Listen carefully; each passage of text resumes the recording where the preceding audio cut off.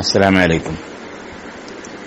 ബഹുമാനപ്പെട്ട ഉമർ ഇബ്നു ഖത്താബ് റളിയല്ലാഹു അൻഹു സൂറത്തുൽ ബഖറ മാത്രം മനഃപ്പാഠമാക്കാൻ 10 വർഷം എടുത്തു എന്ന് സഹിഹായ റിവായത്തിലുണ്ട്.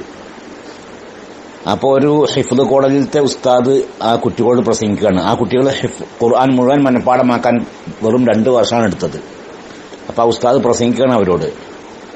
ബഹുമാനപ്പെട്ട ഉമർ ഖത്താബ് റളിയല്ലാഹു അൻഹു വെറും സൂറത്തുൽ ബഖറ മാത്രം മനഃപ്പാഠമാക്കാൻ 10 വർഷം എടുത്തു. എന്നാൽ നിങ്ങളോ 2 വർഷം കൊണ്ട് ഖുർആൻ മുഴുവൻ മനഃപ്പാഠമാക്കി.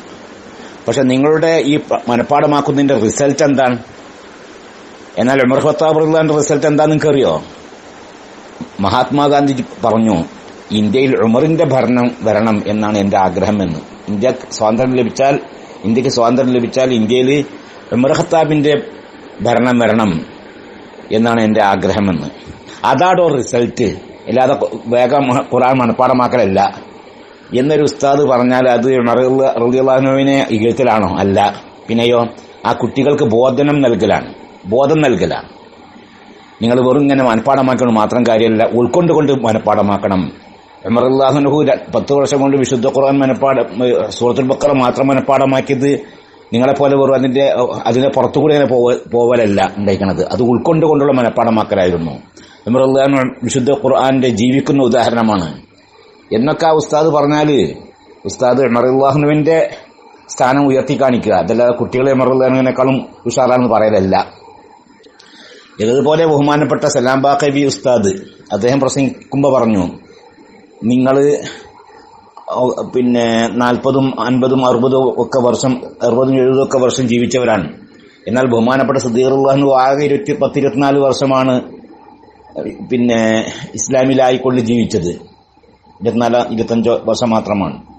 അപ്പൊ സിദ്ദീഖ് റളിയല്ലാഹുവിനേക്കാളും എത്ര അധികം നിസ്കരിച്ചിട്ടുണ്ടാവും നിങ്ങൾ എന്ന് പറഞ്ഞാൽ അതിന്റെ ഉദ്ദേശം ഇവരെ ഉയർത്തി കാണിക്കലും സിദ്ദീഖ് റളിയല്ലാഹുവിനെ താഴ്ത്തി കാണിക്കലും അല്ല ഉദ്ദേശം.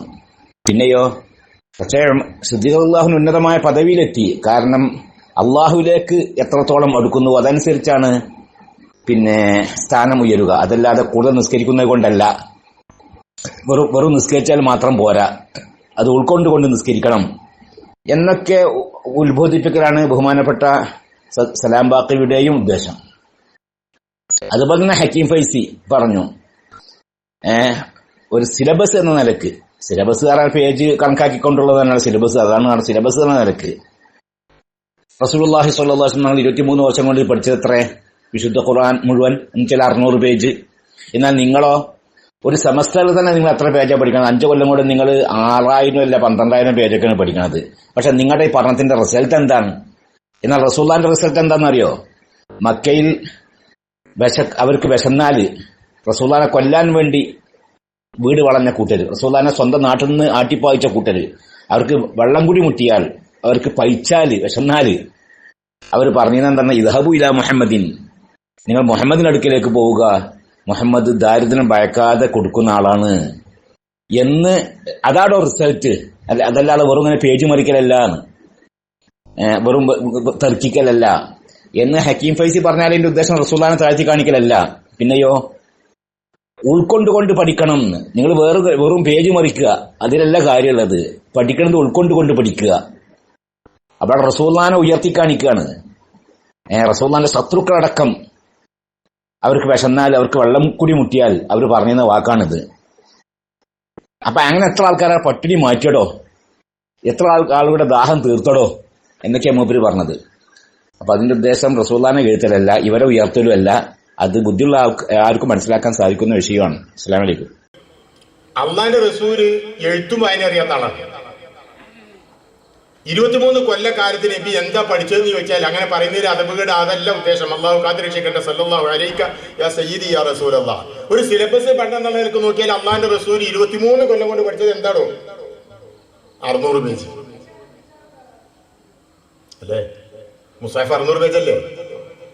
അപ്പൊ ഞാനിങ്ങനെ ഏകദേശം കണക്കൂട്ടുന്നത്, നിങ്ങള് 8 കൊല്ലം കൊണ്ട്, ഞാൻ പെൺകുട്ടിയോട് പറഞ്ഞു 5 കൊല്ലം കൊണ്ട് ചുരുങ്ങിയത് നമ്മളിപ്പോ മുസാഫ് ആകെ പഠിക്കുന്നത് എത്രയാണ്? 5 പീരീഡ് 6 പീരീഡ് കൊണ്ട് 3 സെമസ്റ്ററിൽ പെണ്ണുങ്ങൾ.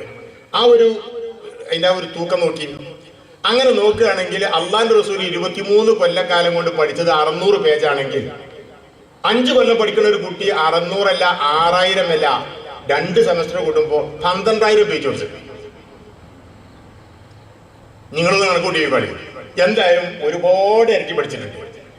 അപ്പൊ നമ്മൾ 600 പേജ് അള്ളാന്റെ റസൂല് പഠിച്ചിട്ട് അതിന് 23 കൊല്ലം കാലം കൊണ്ട്, അപ്പൊ ഒരു ദിവസം അല്ലെങ്കിൽ ഒരു സെമസ്റ്ററിൽ റസൂൽ എത്ര പഠിച്ച്? എന്നിട്ട് ഇവിടെ എന്താ ഉണ്ടായത്? റിസൾട്ട് ഇല്ലാത്ത പണിയല്ലേ നമ്മൾ എടുക്കുന്നത്. റിസൾട്ട് എമ്പിന്റെ പ്രവർത്തനത്തിന്റെ റിസൾട്ട് എന്തായിരുന്നു? മക്കത്തെ ആർക്കെങ്കിലും വിശന്നാൽ എന്താ പറയുന്നത്? നിങ്ങള് അള്ളാന്റെ റസൂലിനെ നാട്ടിൽ നിന്ന് ഓടിക്കുന്ന ആൾക്കാർ, കൊല്ലാൻ തീരുമാനിച്ച ആൾക്കാർ, എന്നിട്ട് അള്ള എന്തോ ഒരു വഴി സ്വീകരിച്ച് അലി റളിയല്ലാഹു പുറപ്പിന്റെ ചോട്ട് റസൂലുള്ളാഹ് പോയത് ഇവർ കണ്ടിട്ടില്ല. ഷാഹത്തുൽ വുജൂഹ് നബി പോയി.